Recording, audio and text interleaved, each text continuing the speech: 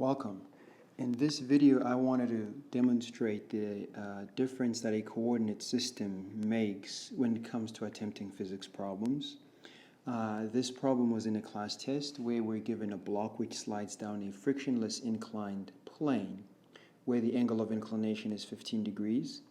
We're told that the block starts from rest and it starts at the top of the incline. So suppose there's a quick sketch of that scenery. And it slides a total, well, the length of the incline is 20 meters. We're not told how long it slides, but we know the total length of the incline is 20 meters. So, since there's no friction, unless we stop the block, we know it'll move all the way to the bottom of the incline. And then they asked us to use the free body diagram to determine the acceleration of the block. So in this first scenario, this is a typical coordinate system I would use, primarily because when I choose this coordinate system, it enables me to, or rather it reduces a lot of unknowns. For instance, since the block would slide down the incline, that means my acceleration will only have a component in the x direction, provided that I choose this coordinate system.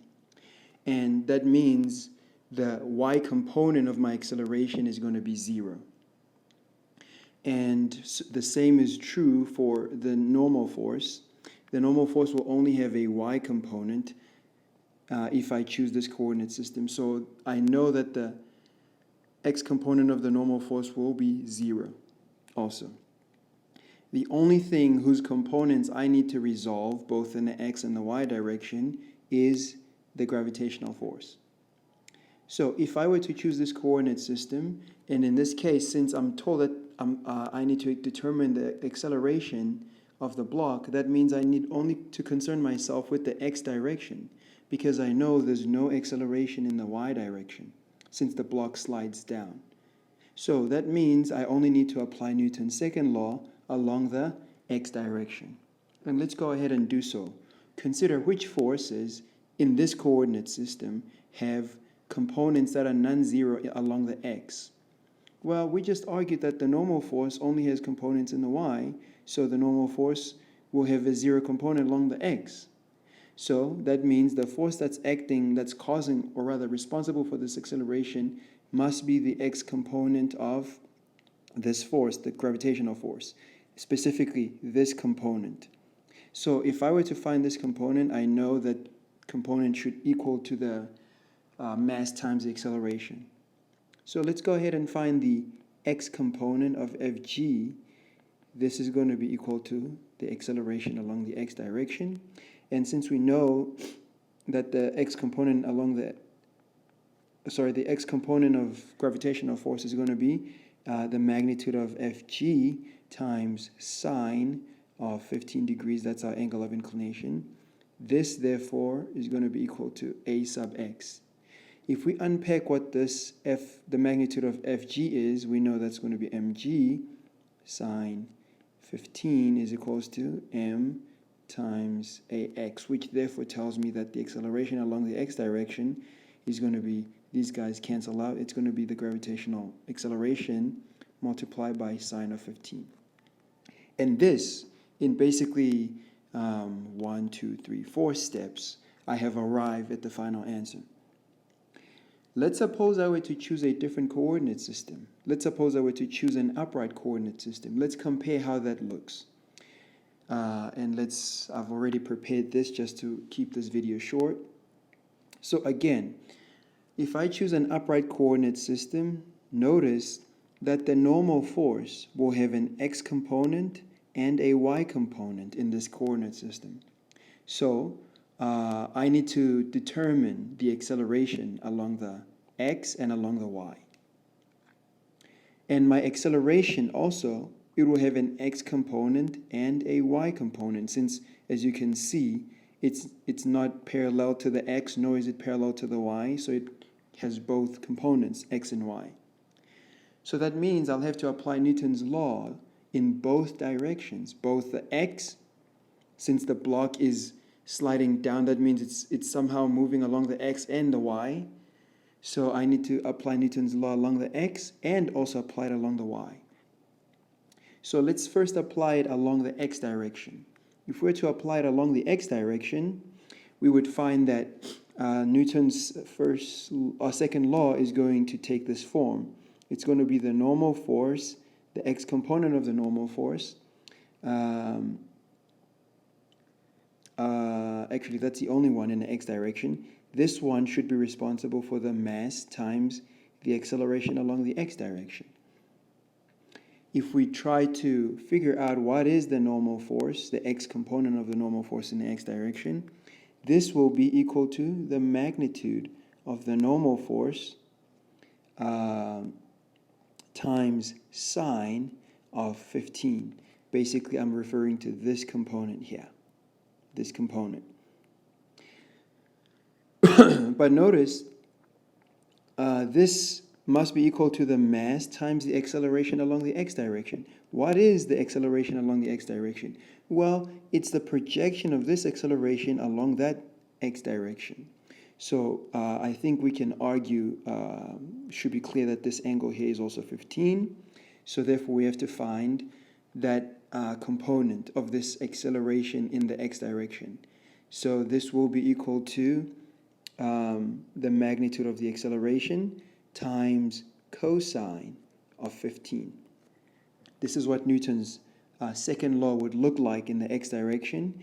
And if we were to do the same thing along the y direction, again apply Newton's second law, we will find that there are two forces that contribute to the acceleration along the y direction. There's going to be a component of Fn that's in the y direction, specifically the positive y direction, and there's going to be the gravitational force, which will be in the negative y direction. So we will have this when we apply Newton's second law in the y direction. It's going to be the component of the normal force in the y direction minus Fg. This is going to be responsible for the mass times the acceleration along the y direction. Let's again fill in what the meaning of these things are. If we fill in the meaning of these things, we find that the normal force, well, rather the y component of the normal force, is going to be the magnitude of the normal force times, it's going to be cosine of 15 this time around, minus Fg. This is going to be equal to the mass times the acceleration along the y direction. Well, the acceleration along the y direction is this component. So it's the component of A that is parallel to the y direction. And that component here is going to be given by the magnitude of our acceleration multiplied by, in this case, it's going to be sine. Actually, specifically, it will be in the negative direction. Notice this component is in the negative direction, so it's going to be minus sine 15. Because as far as the y direction is concerned, the block is moving downward, a direction which we've designated as negative. And then from here on, we are more than welcome to punch in numbers if you like. That is, we can combine these formulae, whichever one is easier for us. I think it'll be easier if we resolve for Fn here and substituted it in here. Let's quickly do that. Let me move this out of the way slightly. So if we're to find Fn here, the magnitude of Fn, we'll find that the magnitude of Fn is equals to the mass times the magnitude of the acceleration times cosine of 15 divided by sine of 15. Of course, you're welcome to combine these into fancy trig functions like the cotan. That's up to you. You're more than welcome to do so. And let's do the same. Now that we have Fn here, let's take this Fn, the magnitude of Fn, and substitute it right in there. If we were to do so, we will find that this equation takes this form. It's going to be cosine squared of 15 degrees times m, the magnitude of A, divided by sine 15 minus Fg. This is going to be equal to minus m times the magnitude of A times sine of 15. Now let's multiply this new equation by sine. Let's multiply it throughout by sine. If we multiply it throughout by sine, what we end up with is m times the magnitude of a multiplying cosine of, maybe let me not jump the gun. Let me not jump the gun. Let's take it easy. Cosine squared of 15 degrees minus fg sine of 15 degrees. This is going to be equal to minus m times the acceleration, magnitude of acceleration, times sine squared 15. Now, this is good news. If we're to take this across, we're going to need to employ a trig function or a trig identity, because we're going to have m times the magnitude of a as a common factor between this term and that term. What remains, what is uncommon between those two terms is cosine 15 squared and sine squared 15, or sine 15 squared.